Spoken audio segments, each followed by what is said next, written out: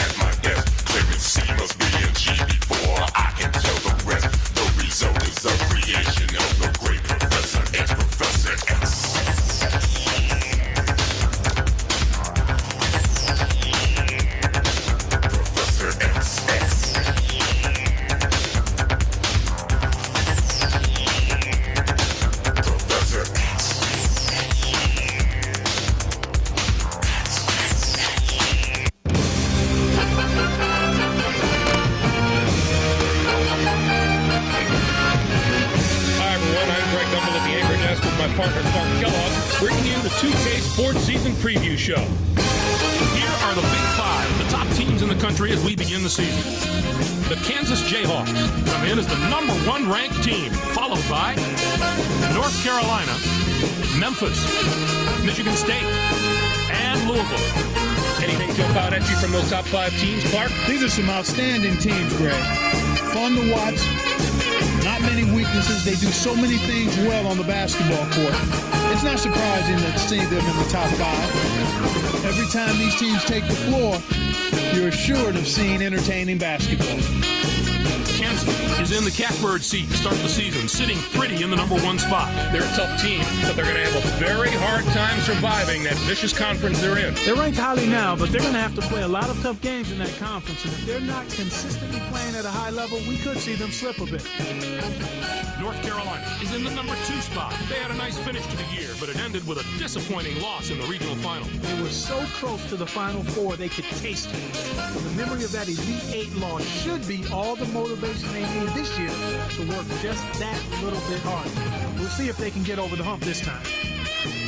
Memphis comes in as #3. Their total of 33 wins last season was remarkable. Winning that many games again is going to be extremely difficult, no matter how much talent they have. Not many teams play that many games, never mind win that many. They'll be on the verge of dynasty status if they repeat that performance. Michigan State starts the year as the 4th-ranked team. Their tournament last year came to an abrupt end with a loss in the second round, Clark. It can be demoralizing for a team not to get past the first weekend of the tournament. But they've had all summer to forget about that loss and instead build on the positives from last season. Louisville is the #5 team. They had a wonderful year last season, finishing with 24 wins. That total identified them as a team to be reckoned with in college basketball. I won't be surprised to see them reach or surpass that total again this season. Here's the next group of teams in our preseason top 25. What do you think of this group, Clark? We've seen so many eventual champions that were ranked in the middle of the pack during preseason that these teams have to like their chances.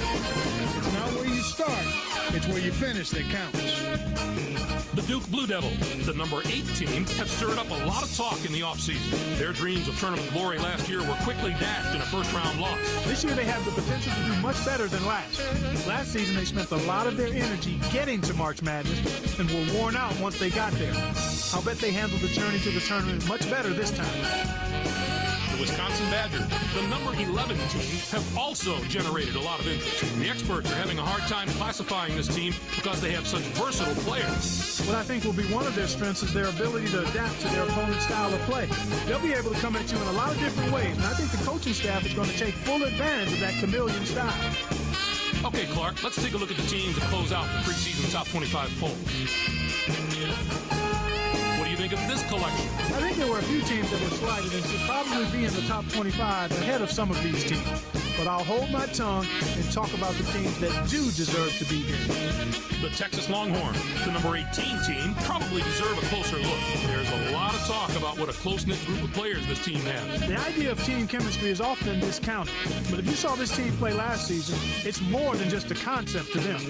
I expect that team-first attitude to carry over and be a big part of another successful year. The Clemson Tigers, the number 22 team, are also worth keeping an eye on. They rolled to second place in their conference last year in the regular season. As good as that sounds, I think it was a bit of a letdown for them. They wanted to come out on top, and they probably still have a sour taste in their mouth from not getting it done. We now head to the part of the show where we break down the top players in the nation and show you our preseason All-American list. What you see before you is the cream of the crop in college hoops. What a list. What's your take on the first teamer at the top of the list, Clark? Rigg is a tremendous talent, Greg. What I like about him most is his ability to find the soft spot in an opposing defense and exploit it. And he can do it no matter how a defense chooses to play him. I have yet to see a team truly shut him down. As for our next first teamer, Tennessee is more than willing to go into battle with him, Clark. Lamar is really something special, Greg. There's plenty to like about him as a player. He's got that deadly combination of smarts and physical skills that makes him so difficult to defend. The coach's mentality in the body of a world-class athlete. Any questions as to why he's on the list? Next up is a player that's drawing comparisons to some of the all-time college greats. The Texas Tech Red Raiders are fortunate to have him in their corner. Chadwick is a first-teamer without a doubt. He has such versatility. He can take it and rake it, get down the court with the ball and make plays. He'll be a nearly impossible matchup for their opponents. Let's move on to a player who's worked very hard to earn his spot on the list. The North Carolina Tar Heel can depend on a solid effort from him each and every night. Curry is the anchor of his team, and if they're going to the promised land, he's the one that's going to lead them there. We always talk about the guys with great hands. Well, he's got great feet. I love those happy feet. There are few players in the nation with better footwork than him, and that's what allows him to always be in the right position, whether it comes to rebounding or finding space for an open shot. And finally, we have another superb player to round out the first team. The Georgetown Hoyas will probably get used to seeing him make the impossible look ordinary. Elson already has opposing coaches drawing up game plans designed to stop him, but it won't matter what they come up with. Give him too much room and he'll burn you off the dribble. Or play him tight and watch him find a teammate for an easy hoop. One way or the other, he's unstoppable. As we move to the second team All-Americans, we can see there's no shortage of talent with this group. They're all elite players with the potential to dominate the game. The Virginia Cavaliers have built their team around this young man's talent. I'd say that's a pretty good idea. Love was a very hard player to leave off the first team. If I had to pick some frontrunners for the Player of the Year award, he would be right there on the list. I've seen him take over games even when he isn't scoring 30. There are some great scorers among these All-Americans, and he's one of them, but he does much more than score. The next player on the team is a sensational player in his own right. Tennessee is in for a great year if he lives up to his potential. Borges is someone you could look at as last season progressed and see his improvement on a weekly basis. I have no doubt he belongs on this All-American team, and I think the sky's the limit for him this season. We can all look forward to some very exciting highlights from this young man this year. The Tennessee Volunteers are looking for a lot of production from him, and they probably won't be disappointed. Delgado has terrific skill in so many facets of the game. It isn't out of the realm of possibility to say that he might even be a little bit underrated.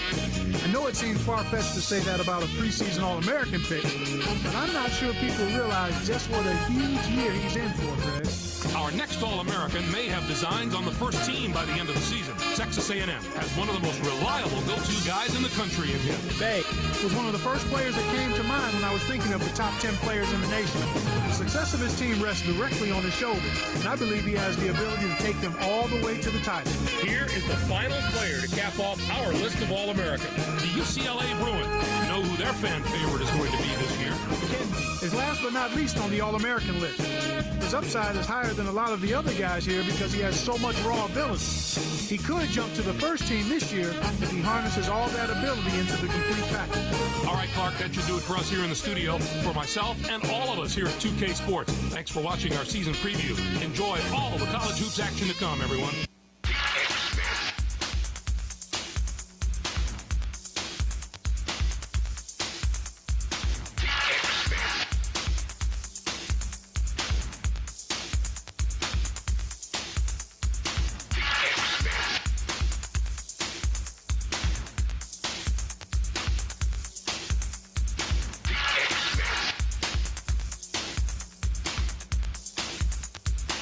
Professor X.